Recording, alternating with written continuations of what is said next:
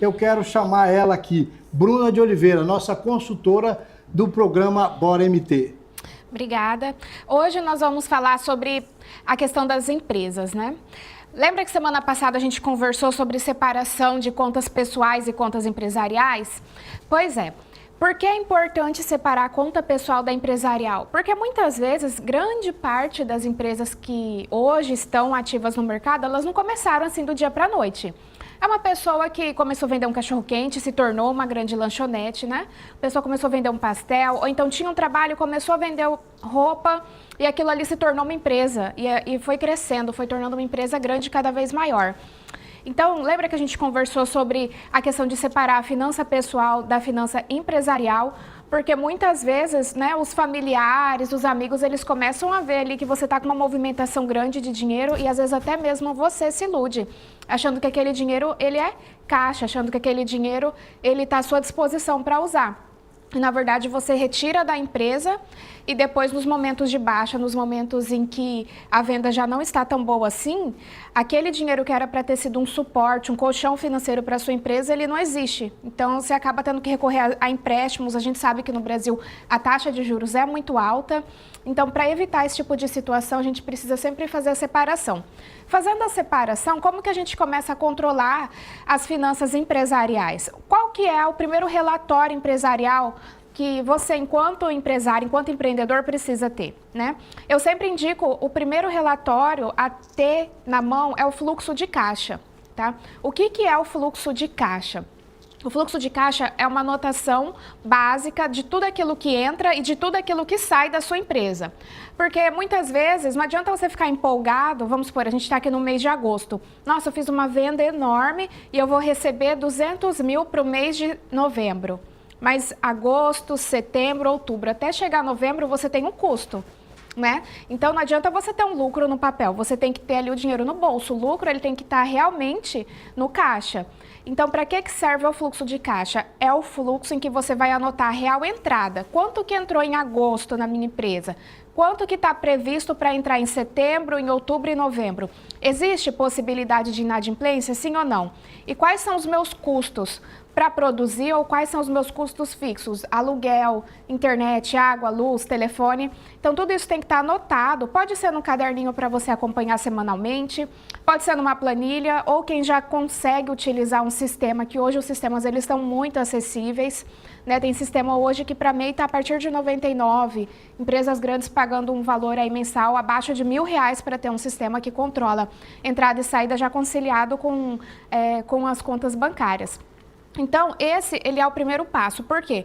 Muitas vezes o empresário ele quer ver um resultado positivo e ele força esse resultado positivo, né? Se você organiza na sua mente, você tende a diminuir quanto que é o seu real custo fixo e você tende a superestimar a sua entrada. Então, esse valor ele não pode estar na mente do empresário e nem confiando só no financeiro, ele realmente precisa estar no relatório. Fechando esse relatório, no final você vai ter uma linha em que vai mostrar se o seu resultado está empatando, se está positivo ou negativo no período.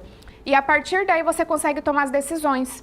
Por exemplo, às vezes se você tiver 10 dias a mais num prazo de fornecedor, você já consegue ter um fluxo de caixa mais saudável.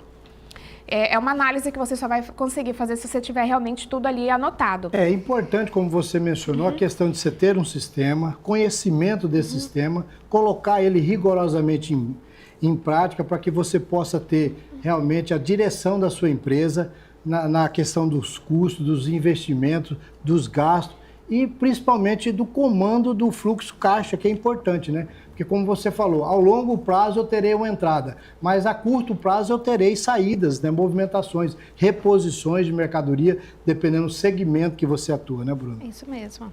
Isso mesmo. E é importante, dependendo do ritmo da empresa, algumas pessoas conseguem controlar um fluxo de caixa semanal, dependendo do ritmo tem que ser um fechamento diário, quinzenal, mas o principal é que não feche o mês sem ter esse relatório em mãos. E com isso você consegue ali ter todas as análises que você precisa, saber a sua despesa percentual com impostos, com funcionários, com estrutura, para poder tomar as decisões com base em números e não somente com base na emoção. Ah, eu vou diminuir, será que realmente vale a pena vender mais? Se a sua estrutura também vai ficar mais pesada, até que ponto que eu tenho que vender mais para conseguir fazer aquela cobertura. Então, esse já é um assunto do ponto de equilíbrio, que semana que vem nós vamos trazer aqui. E quem também precisar e quiser ter um atendimento mais próximo, pode acessar minhas redes sociais, @brunafinanças, que eu estou à disposição, junto com a minha equipe. E como você mencionou, é importante que você tenha isso em mãos para que você possa fazer alguns investimentos seguros dentro de um planejamento monitorado pela sua empresa e pelo seu crivo, para que você não venha, né, antecipadamente fazer empréstimo, que isso é muito ruim para o seu negócio. Negócio de 3, 4, 6, menos de um ano, você fazer um empréstimo, isso é praticamente um suicídio, né? O dinheiro emprestado ele é separado em 2 segmentos. Existem os investimentos, que compra de imóvel, maquinário e veículos, eles entram ali na aba de investimentos, que são a longo prazo. Não necessariamente ele precisa vir forma empréstimo. Você pode ter esse investimento não somente por financiamento, mas também por consórcios estruturados. Por isso que quando você tem um relatório que te mostra o futuro, você consegue ter uma decisão e uma projeção melhor financeira. E os empréstimos de capital de giro, a gente precisa sempre olhar a Selic. Quando a Selic está baixa, o que o governo está comunicando? Ele está comunicando que ele quer que haja geração de emprego e que haja investimentos. Quando a taxa de juros sobe, realmente é uma política econômica de contração, né, restritiva. Então, é o momento em que a taxa ela está alta justamente para que haja essa contração na economia, para que haja o controle da inflação. Então, você que está pegando dinheiro emprestado agora, depende do motivo, né? Mas normalmente quando se pega dinheiro em uma taxa de juros alta, não costuma ser positivo, porque dificilmente você consegue pegar aquele giro, pagar os juros altos e ainda sobrar o lucro para você, né? Doutora Bruna, muito obrigado pela sua participação mais uma vez. Obrigada aqui no Bora MT e te esperamos mais vezes aqui.